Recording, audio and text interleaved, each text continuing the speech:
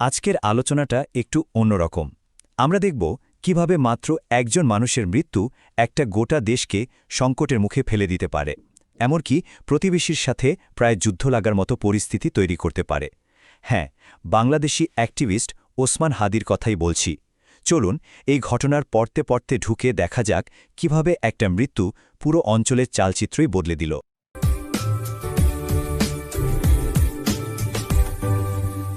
আসলে ওসমান হাদির মৃত্যুটা কোনো সাধারণ খবর ছিল না।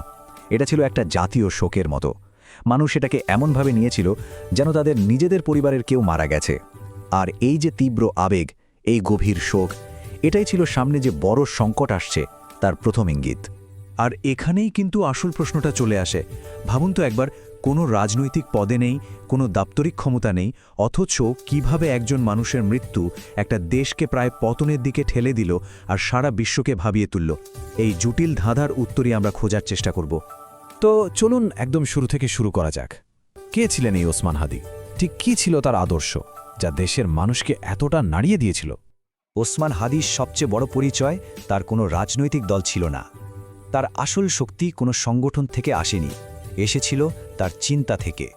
তিনি এমন একটা ব্যবস্থার কথা বলতেন যা সাধারণ মানুষের মনে জমে থাকা ক্ষোভ আর হতাশার কথাগুলোকেই যেন বলে দিত। আর ঠিক এই কারণেই তার বার্তাটা এতটা শক্তিশালী হয়ে উঠেছিল। হাদির ভাবনাগুলো শুনলে মনে হবে খুব সহজ, তাই না? কিন্তু প্রতিষ্ঠিত রাজনীতির জন্য এগুলো ছিল রীতিমতো বিপজ্জনক। তিনি বলতেন স্বচ্ছতার কথা, জবাবদিহিতার কথা। তিনি চাইতেন সাধারণ মানুষ যেন নেতাদের প্রশ্ন করে, আপনার এত টাকা এলো কোথা থেকে? তার মতে রাজনীতি হওয়া উচিত ভালো আর মন্দের লড়াই, এক দলের বিরুদ্ধে আরেক দলের নয়। এই যে সহজ সরল কথাগুলো, এগুলোই কিন্তু প্রচলিত ব্যবস্থার একেবারে গোড়ায় আঘাত করেছিল। তো হাদির মৃত্যুর পর প্রথম আর সবচেয়ে বড় ধাক্কাটা লাগলো বাংলাদেশের ভেতরের রাজনীতিতে। মানে প্রায় সঙ্গে সঙ্গেই একটা চরম বিশৃঙ্খল পরিস্থিতি তৈরি হয়ে গেল। হাদির মৃত্যুর পর দেশটা যেন দুটো ভিন্ন আবেগ নিয়ে চলছিল।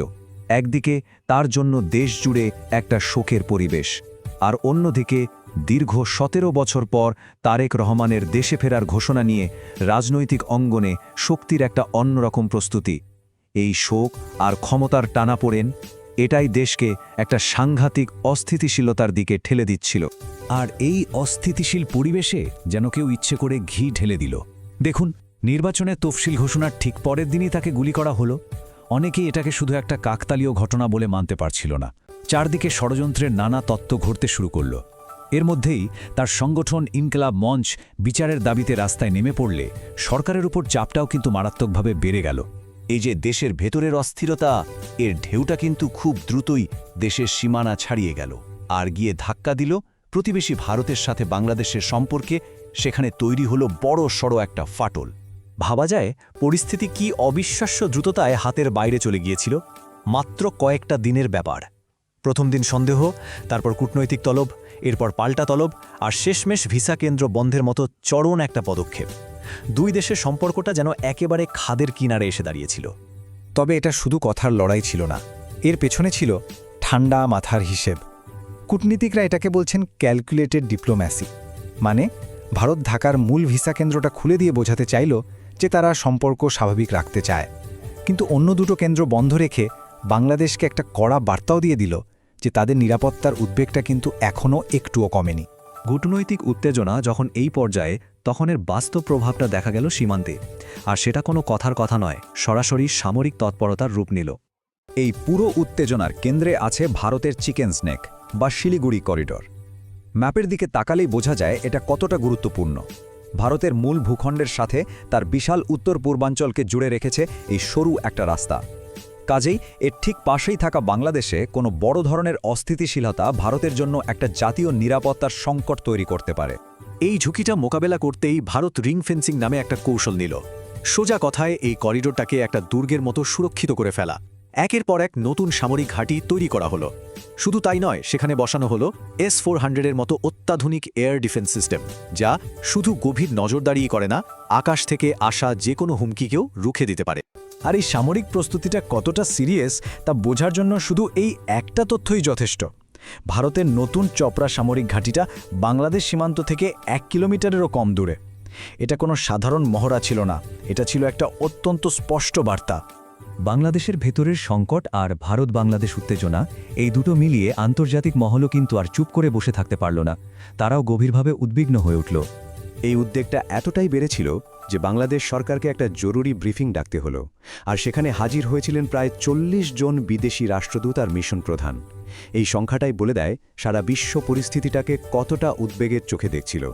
কূটনীতিকদের চিন্তার কারণগুলো খুব স্পষ্ট ছিল।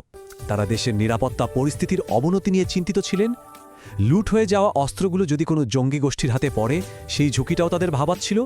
আর সব মিলে একটা অবাধ আর সুষ্ঠু নির্বাচনের পরিবেশ নিয়েও তাদের মনে গভীর সংশয় তৈরি হয়েছিল। আর এর সবচেয়ে বড় প্রভাবটা পড়তে পারত আসন্ন নির্বাচনের উপর। পশ্চিমা দেশগুলো প্রায় পরিষ্কার করেই বলে দিল যে পরিস্থিতির উন্নতি না হলে তারা হয়তো নির্বাচন পর্যবেক্ষক পাঠাবেই না। এর মানে কি দাঁড়ায়? এর মানে হলো পুরো নির্বাচনের আন্তর্জাতিক বৈধতাই একটা বড়সড় প্রশ্নের মুখে পড়ে গিয়েছিল। তো এত কিছুর পর চলুন আবার সেই মূল জায়গায় ফিরে যাই। এই গোটা সংকটের কেন্দ্রে যিনি ছিলেন সেই ওসমান হাদি, এবং তিনি যে প্রশ্নগুলো আমাদের জন্য রেখে গেছেন। হাদি যেন নিজের নিয়তি সম্পর্কে জানতেন। তার এই কথাগুলো শুধু একটা উক্তি নয়, এটা অনেকটা ভবিষ্যৎবাণীর মতো শোনায়। তিনি জানতেন তার লড়াইটা কোনো নির্দিষ্ট ব্যক্তি বা সময়ের বিরুদ্ধে নয়, বরং এটা প্রজন্মের পর প্রজন্ম ধরে চলতে থাকা এক অন্যায়ের বিরুদ্ধে লড়াই। ওসমান হাদির মৃত্যুর এক সপ্তাহ পরেও সবচেয়ে জরুরি প্রশ্নগুলোর কোনো উত্তর মেলেনি। কারা দায়ীর পেছনে? এই সংকটের শেষটা কোথায়? তার মৃত্যু যে আগুনটা জ্বালিয়ে দিয়ে গেল, সেটা কি একটা নতুন ভোরের ইঙ্গিত দিচ্ছে, নাকি দেশকে আরও গভীর কোনো অন্ধকারের দিকে ঠেলে দিচ্ছে? এই উত্তরটা এখনও আমাদের অজানা।